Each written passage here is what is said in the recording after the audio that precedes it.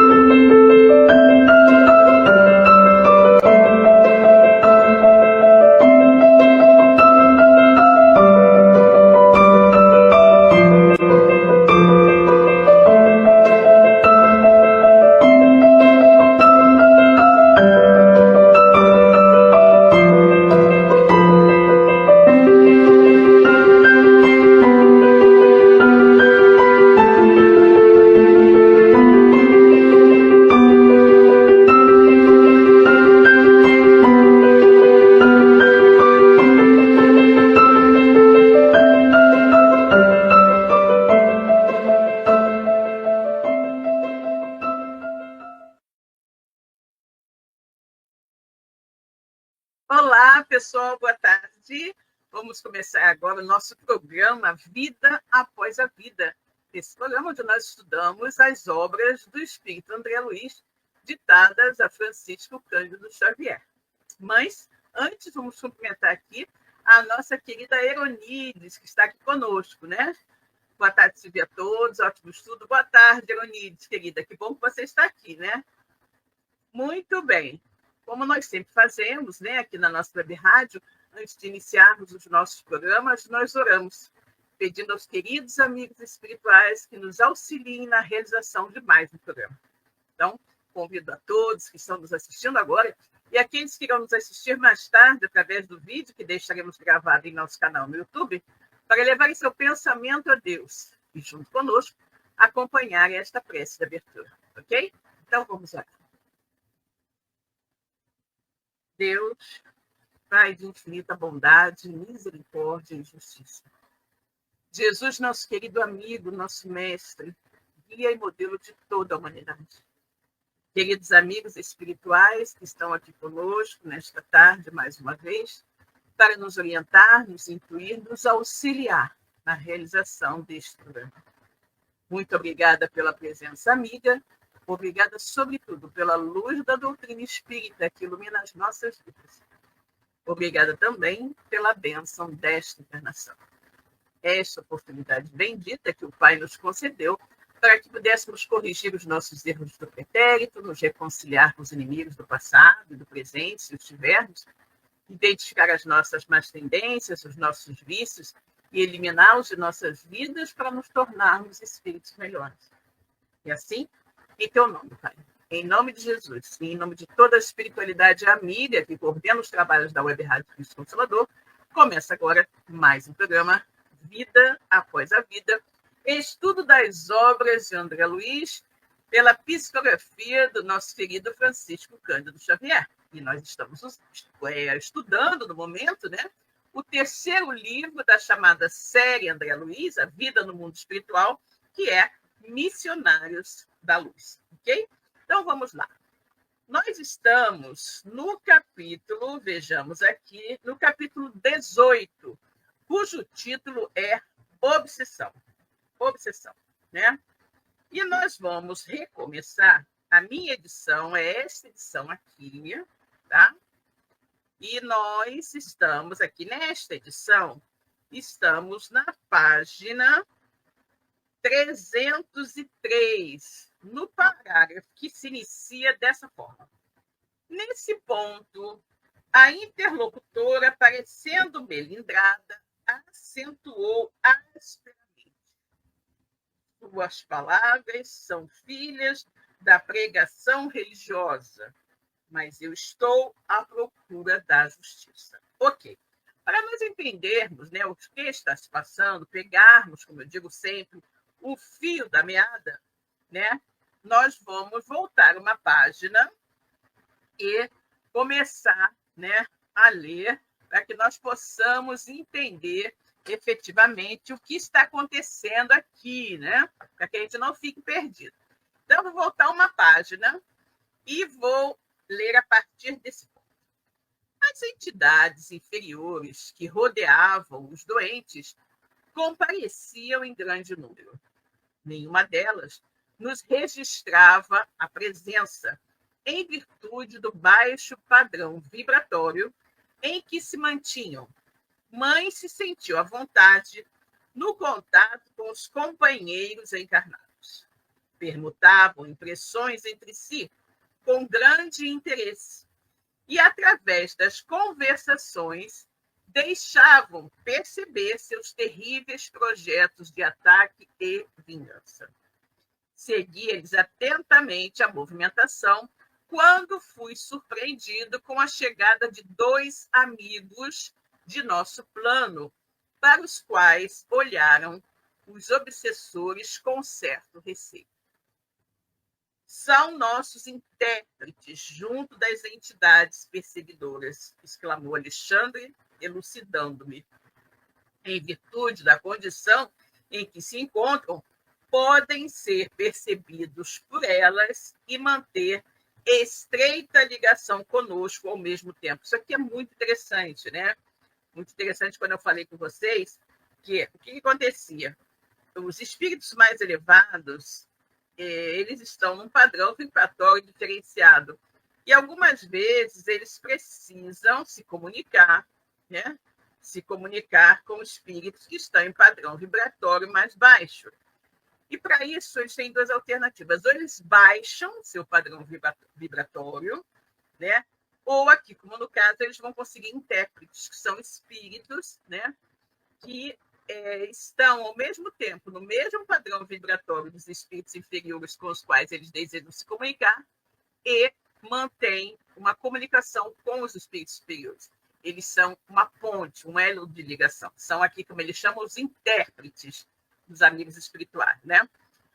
Assinalando a serenidade com que sorriam para nós, sem partilharem de entendimento direto com os instrutores de nossa esfera ali presentes, ouvi o meu orientador explicar. Já se encontram de posse das instruções precisas aos trabalhos da noite. As criaturas desencarnadas que se congregavam ali em dolorosa perturbação retificaram, de algum modo, a linguagem que lhes era própria ao avistarem os 2 missionários. Verifiquei pela modificação à vida que ambos já eram conhecidos de todos. Um dos obsessores, evidentemente cruel, falou em tom discreto a um dos companheiros. Estão chegando os pregadores. Oxalá não nos venham com maiores exigências.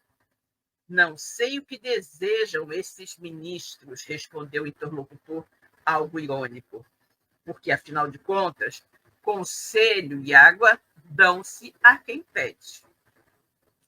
Parece-me que convidaram os da mesa a cansar-nos até ao esquecimento de nossos propósitos de fazer justiça pelas próprias mãos.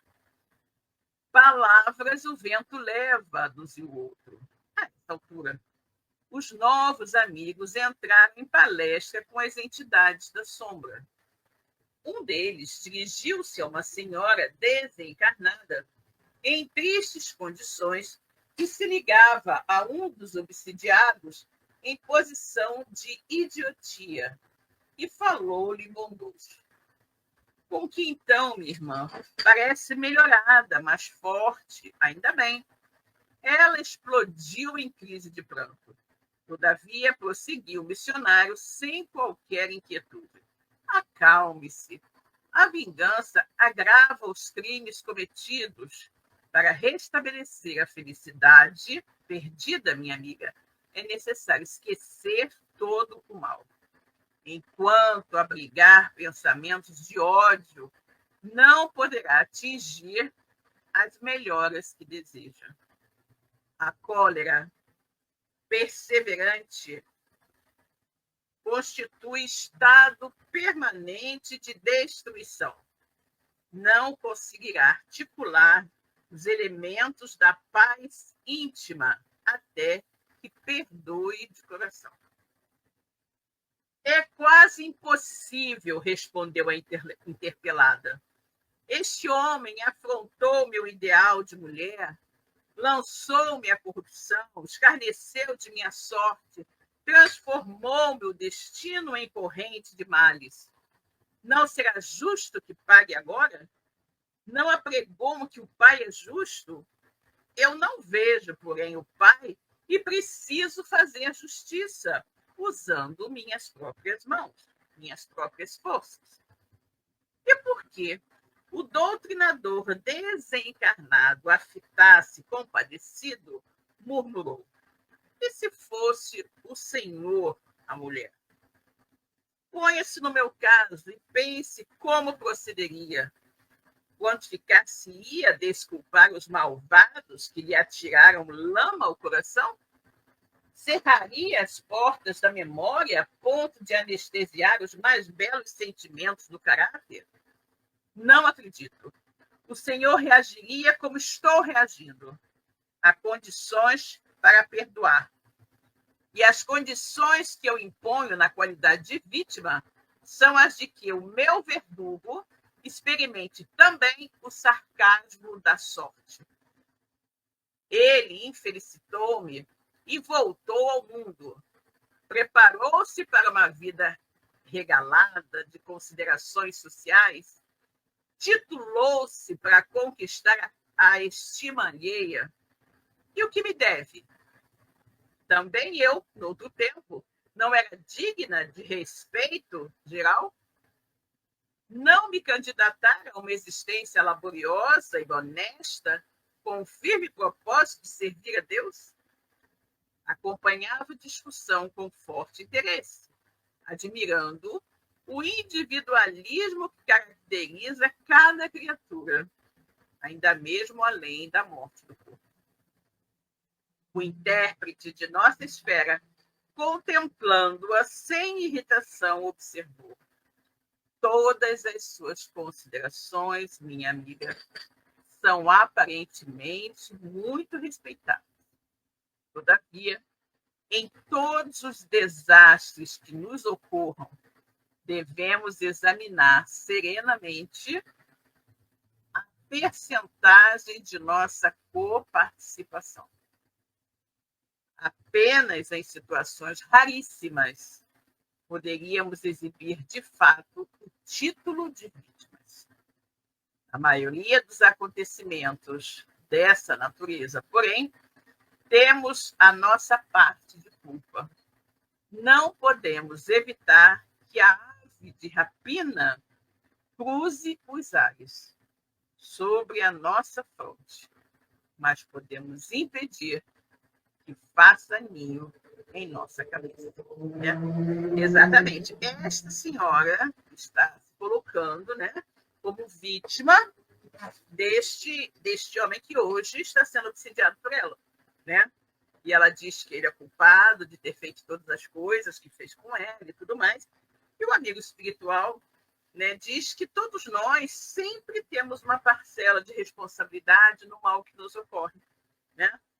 E ele dá um exemplo, ele faz uma comparação aqui muito interessante, como ele diz, quando ele diz nós não podemos evitar que a ave de rapina cruze os ares sobre a nossa fronte, mas podemos impedir que ela faça ninho na nossa cabeça, né?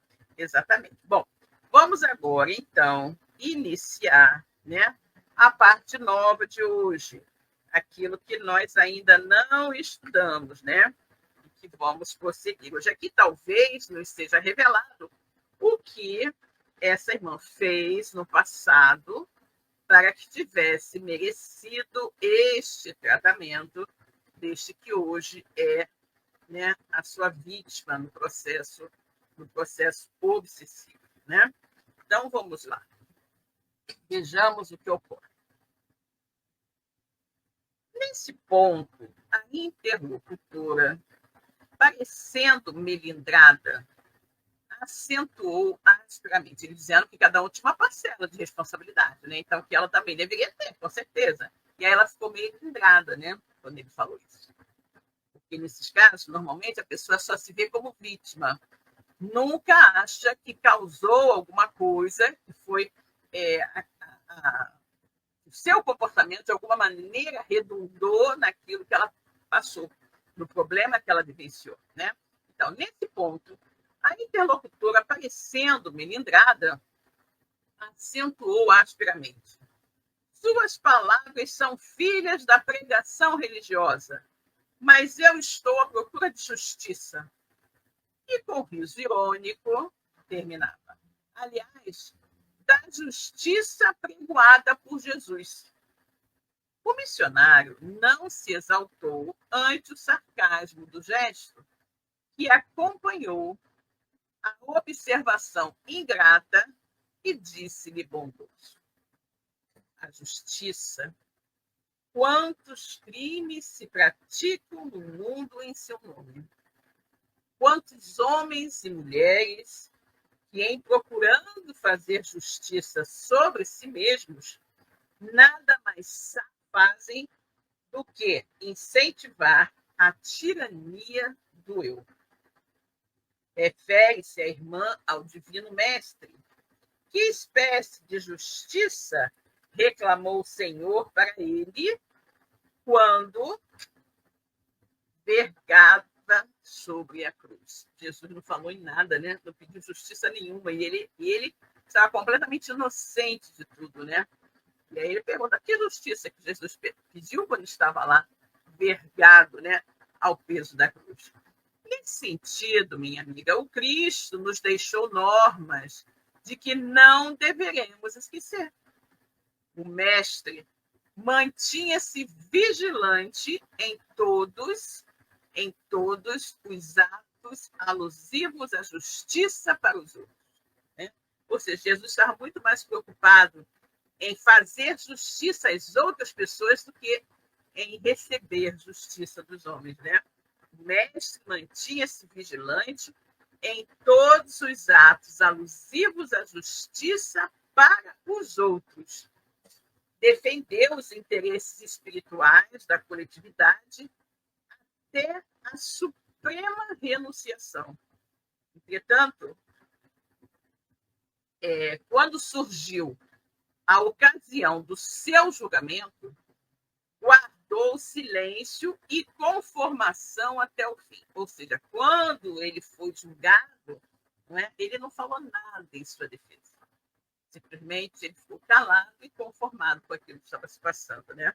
Naturalmente, não desejou o mestre, com semelhante atitude, desconsiderar o serviço sagrado dos juízes retos no mundo carnal, mas preferiu adotá-la, estabelecendo o padrão de prudência para todos os discípulos de seu evangelho, nas mais diferentes situações. Ao se tratar de interesses alheios, minha irmã, devemos ser rápidos na justificação legítima. Portanto, quando os assuntos difíceis e dolorosos nos envolvem, o eu nem sempre a nossa visão incompleta nos deixa perceber a altura da dívida que nos é própria. E, na dúvida, é lícita a abstenção. Acredita que Jesus tivesse algum débito para merecer a sentença condenatória? Ele conhecia o crime que se praticava, possuía sólidas razões para reclamar o socorro das leis. No entanto, preferiu silenciar e passar, esperando-nos no campo da compreensão legítima. É que o mestre, acima do olho por olho das antigas disposições da lei, ensinou o amai-vos uns aos outros, praticando-o invariavelmente. Confirmou a legalidade da justiça, mas proclamou a divindade do amor. Demonstrou que será sempre heroísmo o ato de defender os que merecem, mas se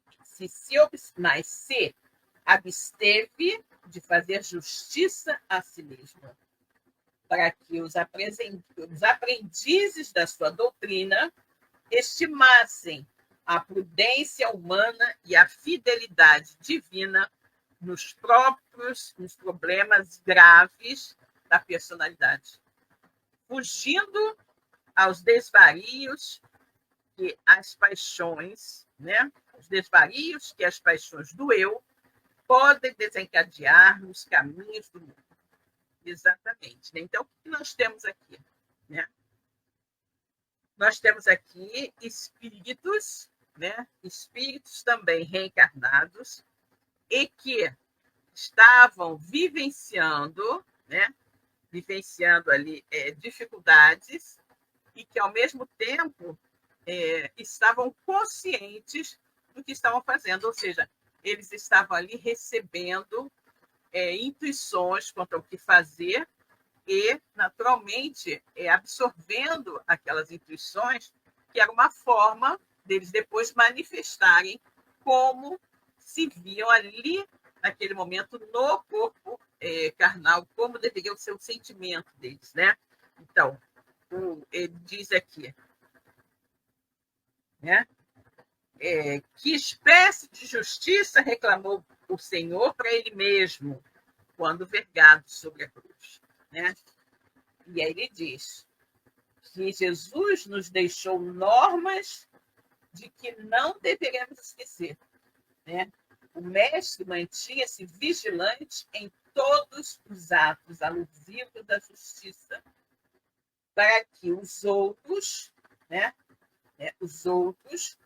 pudessem efetivamente exercer esta justiça para eles também, Então, é justamente nesse período, Jesus, ele não tinha aquela possibilidade, a gente não tinha aquelas facilidades de comunicação, Então, tudo era segundo algumas provas obtidas. E mesmo eles não tendo conseguido provas físicas contra Jesus, eles o condenaram, Eles o condenaram. E aí, naquela tentativa de fazer, com que Jesus não fosse efetivamente crucificado, foi mostrado aqui a ligação, a ligação aqui do espírito, como ele diz aqui, com a questão da justiça, que tinha que estar, tinham que estar voltados à execução da justiça conforme estava se vendo ali, E aí ele fala,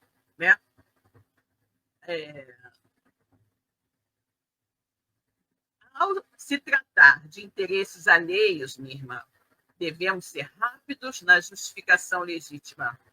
Entretanto, quando os assuntos difíceis e dolorosos nos envolvem o eu, convém moderar a todos os impulsos de reivindicação. Nem sempre a nossa visão incompleta nos deixa na dúvida e é lícito a abstração. Né? Então, ele tem ali duas posições, estamos sendo mostradas, posições diferentes, né? De uma certa forma, posições antagônicas, e eles estavam ali naquela situação de o que é o certo e o que é o errado. Né? Então, ele aqui diz que nessa dúvida, às vezes melhor era ter a abstenção, né? Manter a abstenção. Então, ele continua aqui. Acredita que Jesus tivesse algum débito para merecer a sentença condenatória? Ele conhecia o crime que se praticava, possuía sólidas razões para reclamar, né, o socorro das leis. No entanto, preferiu silenciar e passar. Né? Esperando-nos no campo da compreensão legítima. É que o mestre, acima do olho com olho, dente por dente, né, que eram as antigas disposições da lei, ele ensinava o que? O maior mandamento, né? Amar de todas as coisas ao próximo como a si mesmo. Ele ensinava essa lei a que todos deveriam obedecer, né? Então, Jesus efetivamente não tinha tempo a perder com essas discussões jurídicas, né? Então,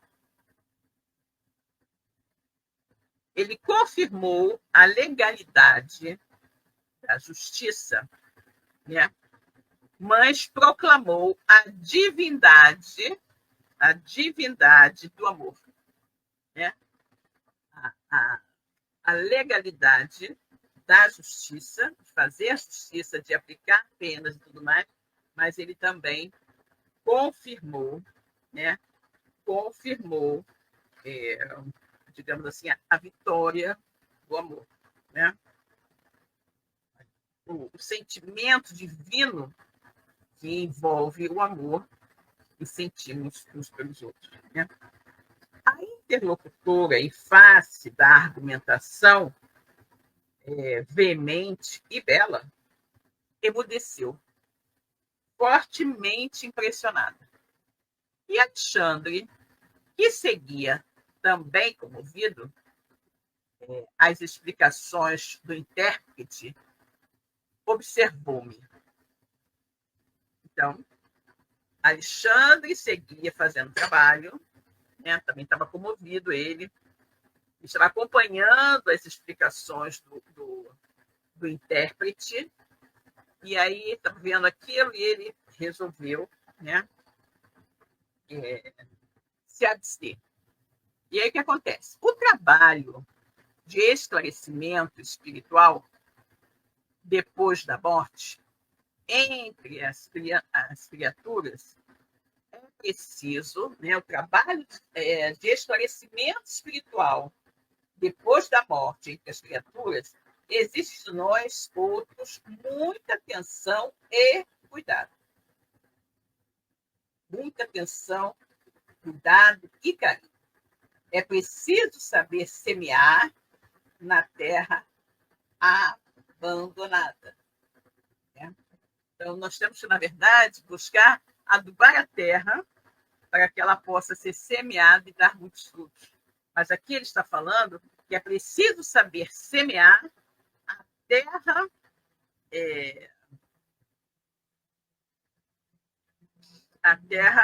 não cultivada também, né? E esperar que ela frutifique, né? Então ele diz, é preciso saber semear na terra abandonada dos corações desiludidos, a terra abandonada dos nossos corações, né? Que se afastam da crosta sob tempestades de ódio e angústia desconhecida. Né? Diz o livro sagrado que no princípio era a carne. Também aqui, diante do caos, né? Diante do caos estabelecido, né? Disse que é preciso saber semear a terra abandonada dos corações desiludidos que se afastam da crosta sob tempestades de ódio e angústia desconhecida. Exatamente. O que ele está falando aqui? Né? Que ele precisava semear a terra, né? Semear aquele terreno dos nossos corações, né? E quando nós semeamos, nós não devemos esperar ver os frutos, né? Nós devemos fazer todo o possível para defender a plantinha, para fazer com que ela cresça, robusteça, né? Mas nós não podemos alterar nada, né? Porque a casa deve, né, ser sempre, nós devemos sempre primar, né, por não ter uma interferência muito direta nos casos. Então, ele diz: o trabalho de esclarecimento espiritual depois da morte entre as criaturas exige de nós, na verdade, de nós outros, muita atenção e carinho. Exatamente. É preciso saber semear na terra, né? É preciso saber semear na terra abandonada dos corações desiludidos para que se afastem da cruz, né? Sob tempestades de ódio e angústia desconhecidas, né? Diz o livro sagrado que no princípio é o verbo. Também aqui, diante do caos desenrolado, né? Desculpa, me perdi aqui, gente. É preciso saber semear na terra abandonada, nos corações desiludidos, que se afastam da crosta, sob tempestade de ódio e angústia desconhecida. Diz o livro sagrado que no princípio era o verbo.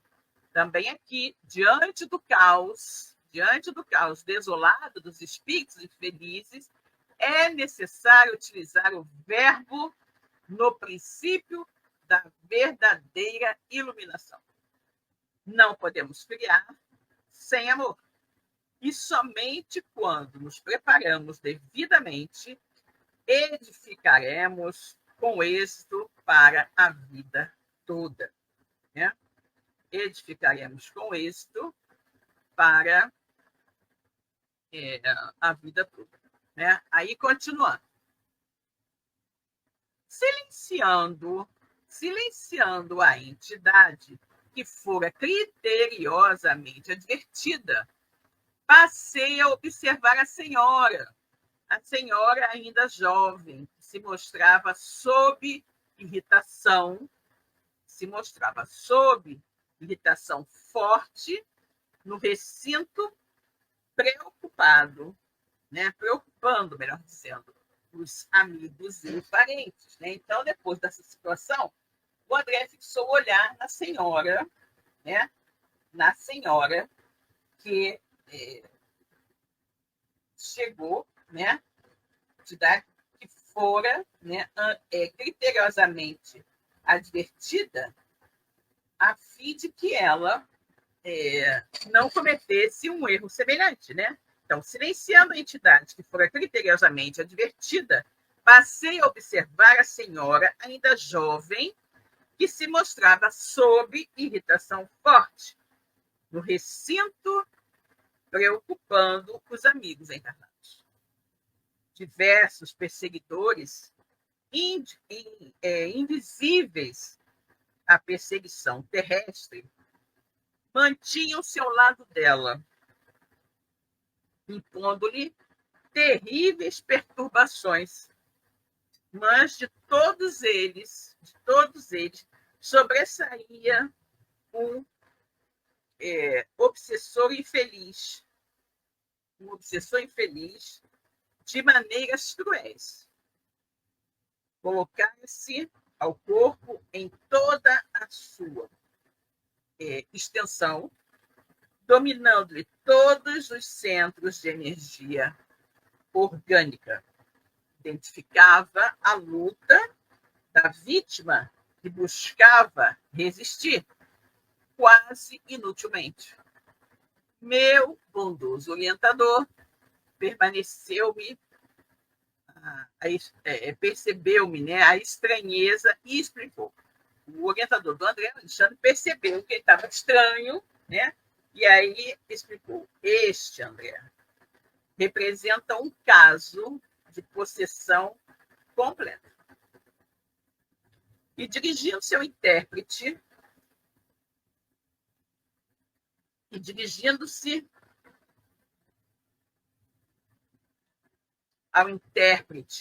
que argumentava momentos antes, recomendou-lhe estabelecer ligeiro diálogo com o perseguidor terrível para que eu ajuizasse quanto ao assunto. Né? Ou seja, o instrutor está dizendo para o André que aquele é um caso efetivamente, né? Um caso efetivamente de possessão completa, né? Possessão completa. E aí ele se dirige ao intérprete que estava lhe ajudando e fala, né? Recomendou a ele estabelecer o quê? Um ligeiro diálogo com o perseguidor para que o André entendesse melhor com relação ao assunto, né? Sentindo-se tocado pela destra carinhosa do nosso companheiro, o infortunado gritou: Não, não, não me venha ensinar o caminho do céu. Olha isso, gente. Não me venha ensinar o caminho do céu. Conheço minha situação e ninguém pode deter o meu braço vingador. Não desejamos forçá-lo, meu irmão, acentuou o amigo com serenidade evangélica. Tranquilize-se. Enquanto alimentar propósitos de vingança, será castigado por si mesmo. Ninguém o molesta, sendo a própria, senão, aliás, ninguém o molesta, senão a própria consciência. As algemas que o prendem, a inquietude e a dor, foram fabricadas pelas suas próprias mãos. Olha isso, gente. Olha isso, né? O espírito obsessor, né? Quando o companheiro, né? Quando o companheiro intérprete vai atender a um desejo do orientador do André, né?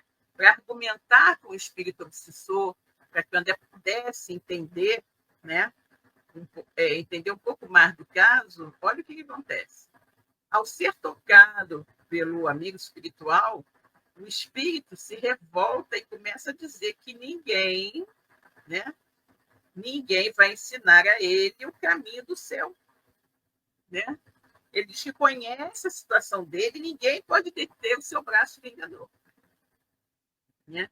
E aí o amigo espiritual diz para ele: tranquilize. Enquanto alimentar propósitos de vingança, você será castigado por si mesmo. Ninguém molesta você, ninguém o está prendendo, né? O que está te prendendo é a sua própria consciência.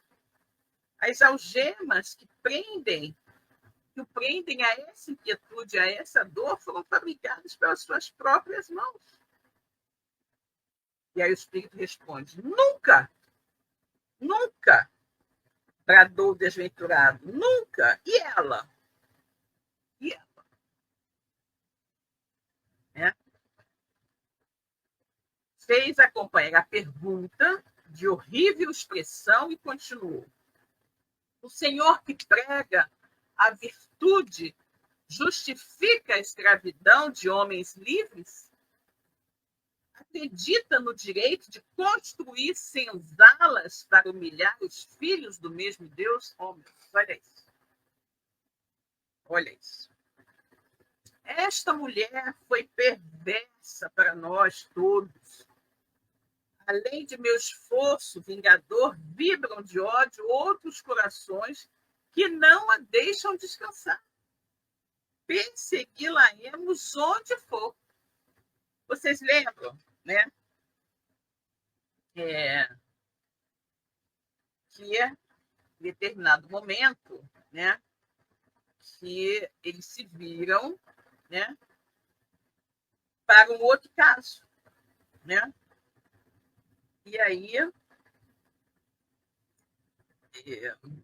a mulher estava falando, né? Uma mulher estava aqui falando A interlocutora, em face da argumentação veemente dela, emudeceu, fortemente impressionada. E Alexandre, que seguia também, comovido às explicações do intérprete, observou o trabalho de esclarecimento espiritual depois da morte entre as criaturas exige de nós outros muita atenção e carinho. É preciso saber semear na terra abandonada os corações desiludidos que se afastam da crosta sob tempestade de ódio, angústia e angústia desconhecida. Então, o que a gente está vendo aqui? Né? Nós vimos primeiro uma questão da mulher, né? E agora estamos vendo esse espírito aqui, obsessor, né? Dizendo que esta mulher, o que ela fazia? O senhor que prega a virtude justifica a escravidão de homens livres? Acredita no direito de construir senzalas para humilhar os filhos do mesmo Deus? Esta mulher foi perversa para nós todos. Além de meu esforço vingador, vibram de ódio outros corações, né, que não a deixam descansar. Persegui-la-emos onde for. Esboçou um gesto sinistro e prosseguiu. Por simples capricho, ela vendeu minha esposa e meus filhos. Não é justo que sofra até que nos restitua? Será crível que Jesus, o Salvador, por excelência, aplaudisse o cativeiro? O nosso intérprete, muito calmo, obtemperou. O mestre não aprovaria a escravidão. Contudo, meu amigo, recomendou-nos o perdão recíproco, sem o qual nunca nos desvencilharemos do cipoal de nossas faltas. Qual de nós, antigos hóspedes da carne, conseguirá exibir um passado sem crimes? Neste momento, seus olhos revelam a culpa. Neste momento, seus olhos revelam a culpa de uma irmã infeliz. Sua alma, entretanto, meu irmão, permanece desvairada pelo furacão da revolta. Sua memória está, consequentemente, desequilibrada e ainda não pode reapossar-se das lembranças totais que lhe dizem respeito. Ele só está lembrando dela, né, como aquela mulher senhora de escravos. E ele como escravo. Mas aí o amigo espiritual diz: sua memória está consequentemente desequilibrada e ainda não pode reapossar-se das lembranças totais que lhe dizem respeito. Não lhe sendo possível recordar o pretérito com exatidão, não seria mais razoável esperar, em seu caso, pelo justo juiz? Como julgar e executar alguém pelas próprias mãos se ainda não pode avaliar a extensão dos seus próprios méritos? Gente, isso aqui é muito interessante para a nossa reflexão, né? Nós tendemos a achar, né, a julgar, condenar, executar as pessoas segundo o que nós estamos vivenciando hoje, né? Fulano fez isso, ele tem que ser destruído, ele tem que ser isso e aquilo, e muitas vezes tomamos a justiça nas próprias mãos, né?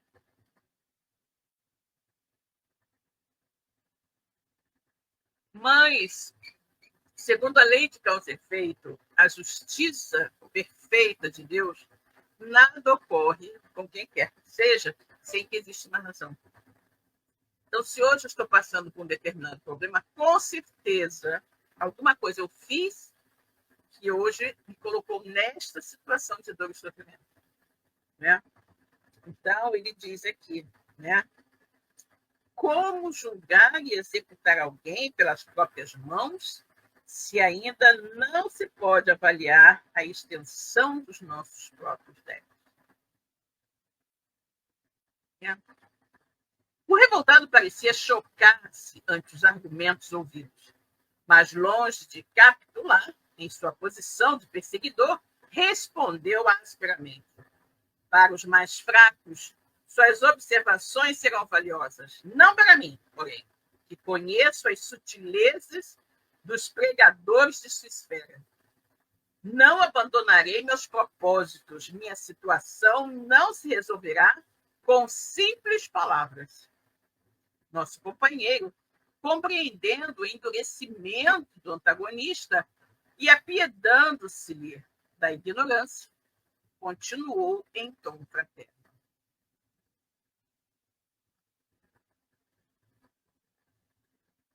Está aqui na Cironite colocando: que diremos das guerras em pleno século XXI? Exatamente, né, Eunice? E é muito estranho, né, a gente pensar nisso. Essas guerras, esses crimes que ainda ocorrem nos dias de hoje, né? Quando daqui a pouco você começar a questionar isso, né? Por que as pessoas estão guerreando ainda em pleno século XXI? Por que essas pessoas estão passando por essas dificuldades? Será que esses povos, né, esses civis que estão vivenciando essas zonas de guerra, não foram em tempos pretéritos invasores que também lançaram povos pacíficos, aldeias pacíficas, num estado de guerra, de terror e sofrimento, quando invadiam suas cidades? O quanto essas pessoas, no passado, podem ter sofrido tendo suas cidades invadidas, suas propriedades roubadas, espoliadas, destruídas, né? E hoje, essas pessoas estão na posição de estarem vivendo numa região, né, assolada por uma guerra. Sentindo, talvez, experimentando, talvez, hoje, o que fizeram outras pessoas vivenciar no passado. Né? Minha situação não se resolverá com simples palavras. Nosso companheiro, compreendendo o endurecimento do antagonista e apiedando-se da ignorância, continuou em tom fraterno. Não se trata de sutileza, e sim de bom senso. Aliás, não desejo retirar-lhe as razões de natureza individualista, mesmo porque vigorosos laços unem-lhe a influenciação à mente da vítima. Entretanto, apelo para os sentimentos nobres que ainda vibram em seu coração, fazendo-lhe reconhecer que sem as desculpas recíprocas, né, não liquidaremos nossos débitos. É preciso que os dois renunciem à vingança, que os dois se perdoem, né? Porque os dois cometeram erros, né? Então, se alguém não abrir mão da vingança, não renunciar, se os dois não resolverem interromper esse ciclo de ódio, a coisa não termina nunca, né? Em geral, o credor exigente é sério para com os próprios compromissos. A sua reclamação, na essência, deve ser legítima.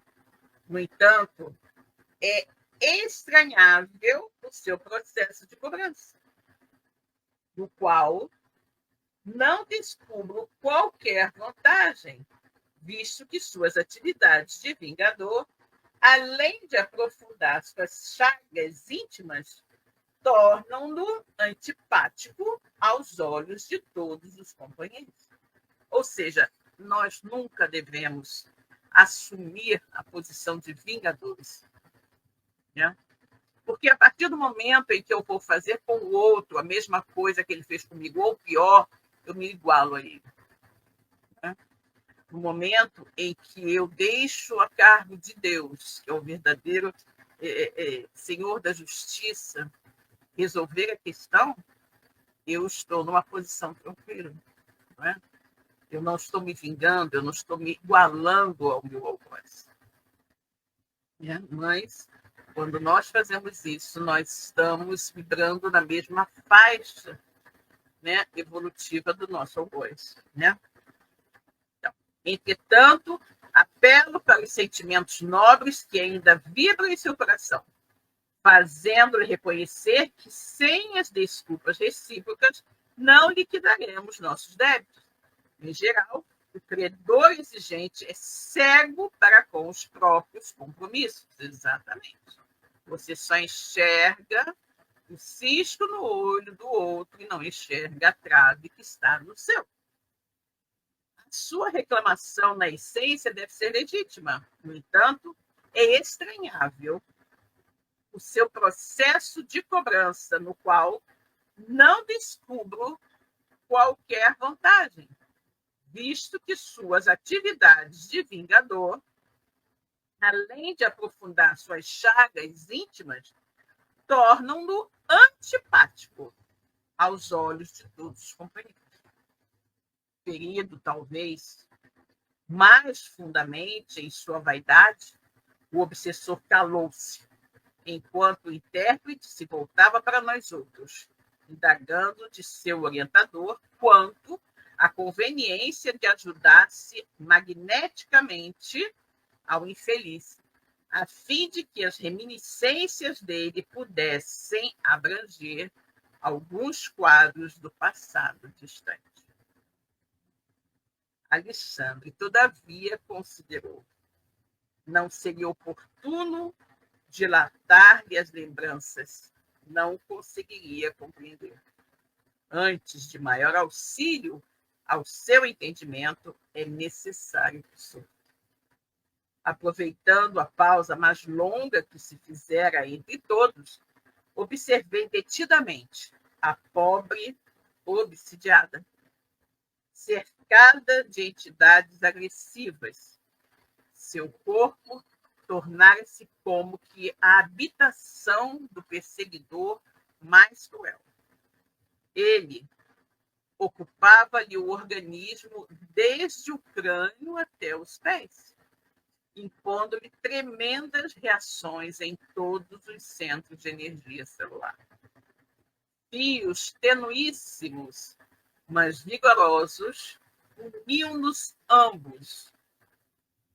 E ao passo que o obsessor nos apresentava um quadro psicológico de satânica lucidez, a desventurada mulher mostrava aos colaboradores encarnados a imagem oposta, revelando angústia e inconsciência. Salve-me do demônio, salve-me do demônio, gritava sem cessar, comovendo os companheiros em torno da mesa humilde. Oh, meu Deus, quando terminará o meu suplício? Olhos desmesuradamente abertos, como a fixar os inimigos invisíveis à observação comum, bradava angustiosamente após ligeiros instantes de silêncio. Chegaram todos do inferno, estão aqui, ai, ai. Seus gemidos semelhavam-se a longos silvos estertorosos. Atendendo minha expectação, esclareceu o instrutor. Esta jovem senhora apresenta doloroso caso de possessão. Desde a infância, era perseguida pelos adversários tenazes de outro tempo. Na vida de solteira, porém, no ambiente de proteção dos pais, ela conseguiu, de algum tempo, subtrair-se à integral influenciação dos inimigos persistentes, embora lhe sentisse a atuação de maneira menos perceptível. Ou seja, esta mulher foi uma senhora de escravo cruel, né? Reencarnou, suas vítimas do passado não reencarnaram, mas desde o nascimento dela que ela é perseguida por esses foram os escravos, né, que foram vítimas dela no passado, né? Ela está sempre assim, né? Está sempre sob a influência de inimigos, né, persistente, que estavam sempre perturbando ela, né? E ela sentia isso, né? E aí o que aconteceu? Quando ela ficou adulta, né? A atuação deles, ela começou a sentir um pouco mais fraca, um pouco menos perceptível para ela. Sobrevindo, no entanto, as responsabilidades do matrimônio, em que, na maioria das vezes, a mulher recebe maior quinhão de sacrifícios, não pôde mais resistir. Ou seja, quando ela era criança, ela era muito perseguida, depois jovem, ficou mais ou menos controlado, aí casou-se, aí com todos os problemas do casamento e tudo mais, as obrigações e tal, aí ela acabou não podendo, não conseguindo mais resistir. Logo após o nascimento do primeiro filhinho, caiu em prostração mais intensa, oferecendo oportunidade aos desalmados perseguidores e, desde então, experimenta penosas provas. Exatamente, né? Então, vamos parar por aqui, né? Já vimos o que está acontecendo. Quem é esta mulher? O que está sucedendo com ela? Não é? Por que está acontecendo isso? Mas nós não sabemos exatamente esses espíritos que foram vítimas dela no passado, o que eles terão feito, não é? Para estarem hoje, aliás, para terem vivenciado no passado a condição de escravos, né? Realmente nada ocorre por acaso, né? Não existe injustiça, né? Ou melhor, não existem injustiçados. Então, nós temos que lembrar disso, né? E, meus queridos, vamos ficando por aqui, né?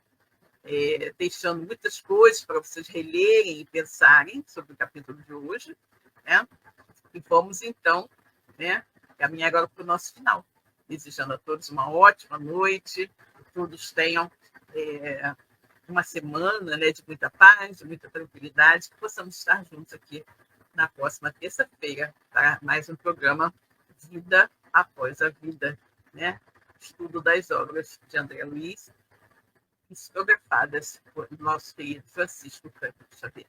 Beijo grande para todos, fiquem com Deus e até a próxima semana. Tchau. Chegamos ao final da nossa atividade. Muitíssimo obrigado mesmo pela sua companhia e espero você no próximo evento.